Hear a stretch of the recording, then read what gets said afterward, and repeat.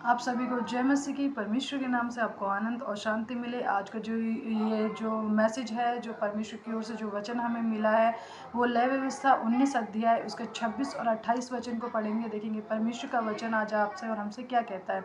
तो 26 वचन में कुछ ऐसा लिखा है, तुम लहू लगा हुआ कुछ मांस न खाना और न टोना करना और न शुभ अशुभ मुहूर्तों को मानना। हालेलुया। परमेश्वर की महिमा हो। भाई और बहनों, परमेश्वर का वचन आपसे क्या कहता है। पहला तो परमेश्वर ने आपको क्या कहा है कि कुछ लहू लगा हुआ मांस ना खाना। देखिए, बहुत सारे लोग कहते हैं आप चिकन खाते हो, ऐसा करते हो, वैसा करते हो, मछली खाते हो, कोई दिक्कत नहीं, खाने के लिए मना नहीं किया, लेकिन लहू लगा हुआ है, इसका मतलब ये है कच्चा मांस ना खाना जिस पे लहू लगा हुआ हो।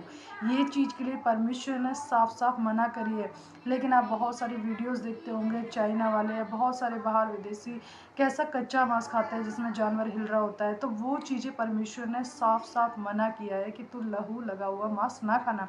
और दूसरा क्या लिखा है, तो अशुभ और शुभ इन चीज़ों को ना मानना, मुहूर्तों को, इसमें लिखा है मुहूर्त।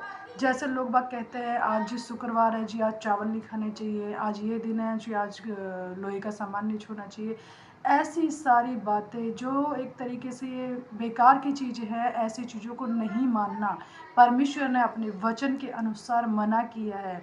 क्योंकि ये सारी चीज़ें क्या है, जो मनुष्य ने रची हैं, और साथ में शैतान ने उनके माइंड को ऐसा ब्लॉक कर दिया है कि वो जानना नहीं चाहते कि अगर मानना है या नहीं मानना, और मानना है नहीं है तो क्यों नहीं मानना, और मानना है तो क्यों मानना है। इसलिए परमेश्वर इन सारी बातों से आपको और हमको हटाता है कि ये सारी चीज़ों को नहीं मानना, क्योंकि ये चीज़ें परमेश्वर के विरुद्ध काम करती है। और साथ में देखिए क्या लिखा है 28 वचन में, मुर्दों के कारण अपने शरीर को बिल्कुल न चीरना और न उसमें छाप लगाना, मैं यहोवा हूँ। हालेलुया। भाई और बहनों, परमेश्वर ने अपने वचन में क्या कहा है कि मुर्दों के समान, आप जानते हो जब कोई मर जाता है या फिर कोई सुसाइड कर लेता है तो क्या होता है, उसका पोस्टमार्टम होता है और लोग उसको क्या करते हैं, चीरते हैं। और चीरने के समान परमेश्वर का वचन क्यों कह रहा है ये वाली बातें, क्योंकि परमेश्वर आपसे कहता है, मुझसे कहता है कि तुम्हारा शरीर कैसा पवित्र आत्मा का मंदिर जिसमें परमेश्वर वास करता है। और परमेश्वर आपसे ये चाहेगा कि कभी कि आपके शरीर में कोई भी ऐसी चीज़ हो, अगर आप अपने शरीर को छिदवाते हो, चीरते हो, तो परमेश्वर को कितना दुख होता है, क्योंकि परमेश्वर ने रचा है हमें, अपने अपने हाथों से रचा है। इसलिए परमेश्वर आपसे क्या कहता है कि अपने शरीर को मुर्दों के समान न चीरना। भाई और बहनों, आजकल मैं बहुत सारे लोगों को देख रही हूँ, इतने लंबे लंबे कानों में वो पता नहीं क्या डाल लेंगे और इतना लंबा लंबा कान छिदवा लेंगे, पूरे शरीर को काट के, और पता नहीं कहाँ कहाँ से वो सारे शरीर को छिदवा रहे हैं, आँखों में, मुंह पे, जीभ पे, बहुत सारी जगह छिदवा रहे हैं। परमेश्वर का वचन आपसे कहता है, परमेश्वर के वचनों से डरिए। परमेश्वर का वचन कहता है कि तुम मुर्दों के समान अपने आप को अपने शरीर को ना चीरना। आप अगर ऐसा काम करते हैं तो मुर्दों के समान है आपका जीवन, आपका शरीर। और परमेश्वर ने देखिए क्या लिखा है कि अपने शरीर पे कोई भी छाप ना लगाना। छाप का मतलब ये जगह जगह टैटू लगाना, यहाँ पे और वहाँ पे और पता नहीं कहाँ कहाँ पे, ये सारी चीज़ें नहीं करनी। और बहुत सारे लोग अपने आप को सोचते हैं कि हम ईसाई हैं जी, हम बहुत अच्छे लग रहे हैं, हमने तो क्रॉस बनवाया, क्रॉस ही तो बनवाया, क्यों बनवाया है। परमेश्वर का वचन अगर आपसे मना करता है, अगर आप ईसाई हो तो परमेश्वर के वचन को पढ़िए। परमेश्वर ने जिस चीज़ के लिए मना किया है वो चीज़ ना करे तो ज़्यादा अच्छा है, क्योंकि न्याय के दिन ये सारी चीज़ें परमेश्वर के सामने रखी जाएंगी। परमेश्वर का वचन कहता है न्याय के दिन आपसे हर एक सवाल का जवाब पूछा जाएगा, तब आप क्या जवाब दोगे। क्या हमने परमेश्वर के वचन को नहीं पढ़ा था, पढ़ा था, पढ़ने के बाद भी क्या आपने परमेश्वर के वचन को माना, नहीं माना। इसलिए अपने जीवन को बदलिए, और अभी भी आपके पास समय है। मुर्दों के समान अपने जीवन को, अपने शरीर को मत चीरिए किसी के फैशन में। परमेश्वर का वचन क्या कहता है कि तू अन्य जातियों के समान ऐसे काम ना कर। अगर लोगों के बीच में, भीड़ में जी, बहुत सारे लोगों का कहना है कि हाँ हम समाज में रहते हैं तो हमें समाज के जैसे तौर तरीके चलने पड़ते हैं, करने पड़ते हैं। भाई और बहनों, समाज के मतलब ऐसा नहीं है, समाज तो अच्छे काम भी करता है, क्या आप भी करते हो। समाज अगर बुरे काम करेगा तो क्या उन्हीं में ही भागीदारी आपको होना है, नहीं। अगर समाज गलत कर रहा है तो आप उनसे अलग कहाँ रहे। अगर आपने समाज समाज के साथ चलना शुरू कर दिया। अगर आप अपने जीवन को उस समाज से बेहतर नहीं बना सकते तो आपके जीवन का, आपके शरीर का कोई फ़ायदा नहीं है। इसलिए परमेश्वर का वचन आपसे कहता है, परमेश्वर का वचन सबसे बड़ा है, परमेश्वर के वचन से डरिए।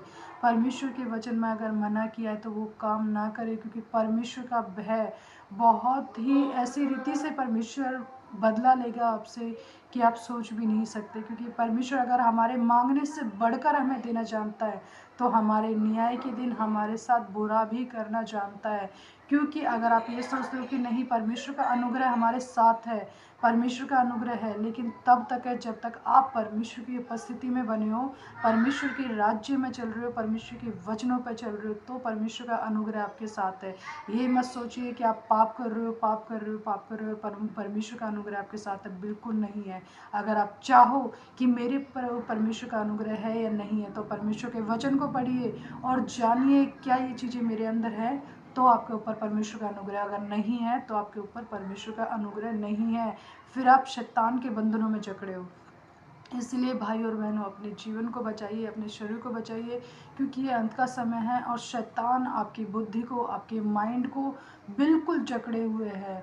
और परमेश्वर के वचनों पे चलिए, चाहे लोग कितना भी मना क्यों ना करें, तो भी परमेश्वर के वचन को छोड़ना नहीं है आपको, उसे मन में ग्रहण करना है। और अगर आपको लगे कि मेरी ये परिस्थिति है और मैं इससे बाहर नहीं निकल पा रहा, तो परमेश्वर के वचन को पढ़िए, क्योंकि परमेश्वर के वचन में हर एक दिन दिया है कि हमें किस रीति से अपने जीवन को बिताना चाहिए। इन वचनों के द्वारा परमेश्वर आपको बहुत बहुत आशीष दे। आई होप आप इस वचन को समझ चुके हैं कि आपको कौन सी चीज़ों को मानना है, कौन सी चीज़ों को नहीं मानना। शुभ अशुभ मुहूर्तों को मानना बिल्कुल छोड़ दीजिए। जी, आज ग्रहण पड़ेगा तो बाहर नहीं निकलना चाहिए, अंदर पड़ेगा तो बाहर नहीं जाना चाहिए। ये सारी चीज़ें शैतान की ओर से बनाई हैं, मनुष्य की ओर से बनाई है, परमेश्वर की ओर से नहीं बनाई है। जिस सूरज, जिस चंद्रमा को, जिस इन तारागण को जिसने परमेश्वर ने बनाया है, क्या इसलिए बनाया है कि वो आपको नुकसान पहुंचाए? नहीं। सूरज को बनाया, उसकी इतनी गर्मी है, इतनी तेज गर्मी है, क्या उसने आज तक आपको जला दिया? नहीं। परमेश्वर ने हर एक चीज़ को, हर एक विषय को अच्छी रीति से बनाया ताकि वो मनुष्य को क्या करे, ख़त्म ना कर सके।